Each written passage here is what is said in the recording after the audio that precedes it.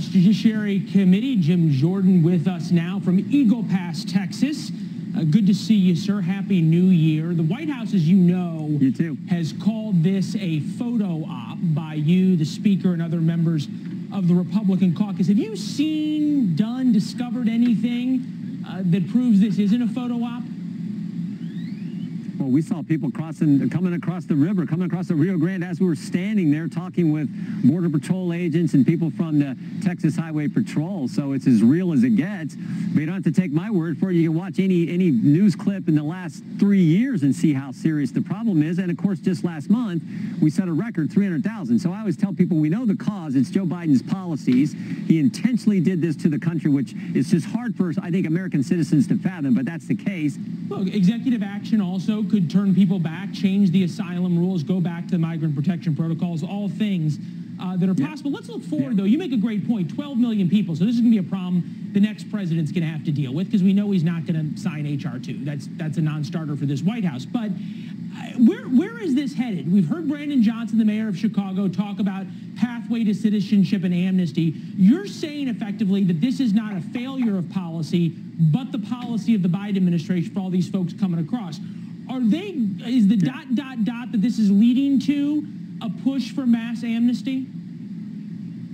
Of course, the Democrats have said that all along. I mean, why else would you on day one, January 20th, 2021, day one, Joe Biden comes in and says, we're not going to build the wall anymore. We're not going to go with Remain in Mexico. We're going to end that. And we're going to release people who we catch. Release people who come and present themselves. Just release them in the country. No detention whatsoever. No removal, frankly, whatsoever. So when you do those three policies, it's like, well, Shazam, everyone's going to come. And there's no other conclusion any rational person can reach but that this is intentional. This is deliberate. This is a willful action on the part of the Biden administration because they want amnesty for, I guess, 12 million people. The American people don't want that. They're not going to stand for that. And Republicans certainly aren't going to support that.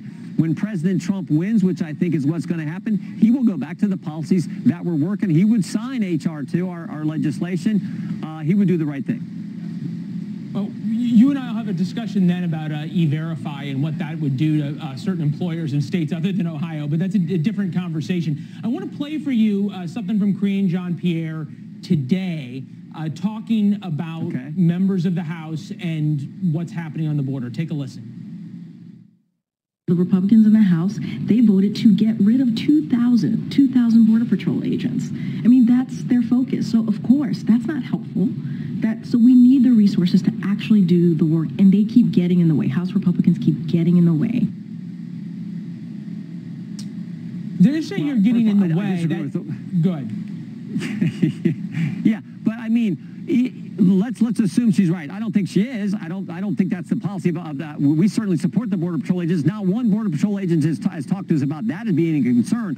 What they've talked about is just how they have to bring people in from doing their job out in the field to process. So if there were 2,000 more Border Patrol agents, assuming she's accurate in what she says, and I don't think she is, they would just be processing more people. So you would speed up this track. You would be more than 12 million in a 4-year presidency. So I just think that's ridiculous. That's all they can say because they know deep down they created this with their policies that they put in place at the very beginning of the administration. And now here we are 3 years in. The only logical solution at this point is to stop it. Pass the bill and everything, but stop it. Say, suspend allowing people into the country because the problem has gotten so bad. Look, it's very easy to change this with policy. I've been down on the border, as have you, a number of times. I get that. To that end, House Republicans have now announced that they're going to begin impeachment proceedings against Alejandro Mayorkas, the DHS secretary. If this is indeed, as you put out, and I think there's a lot of credence to the argument, this is not a policy failure, but a policy by the Biden administration. How does impeaching Mayorkas change and make a lick of difference if it's something coming from Mayorkas' boss? Well, I think it's all part of the Biden administration. I think you're right with that. I do think, though, as Chairman Green has pointed out, Secretary Mayorkas... I'm right that impeaching him is sort of is political show and not actually going to make a difference when it comes to what's happening on the border. Well, look, impeachment, any decision on impeachment should be based on the facts. And we're in an impeachment inquiry phase about the president. We've been in an impeachment sort of inquiry phase about Mayorkas as well, I would say, based on the work that Chairman Green has done in the Homeland Security Committee and some of the, frankly, the hearings we've had in our committee. We're going to be driven by the facts. We're going to be driven by the evidence, and then we'll make a decision. I know Chairman Green's announced that. We're going to work closely with him and proceed forward. We'll see where the members of the House of Representatives are when it comes to that question and when actual articles, in fact, may get filed. All right, fair enough. Mr. Chairman, thank you very much. Enjoy the sunshine in Eagle Pass. It's not quite like that here in Washington. We'll see you back here next week, sir.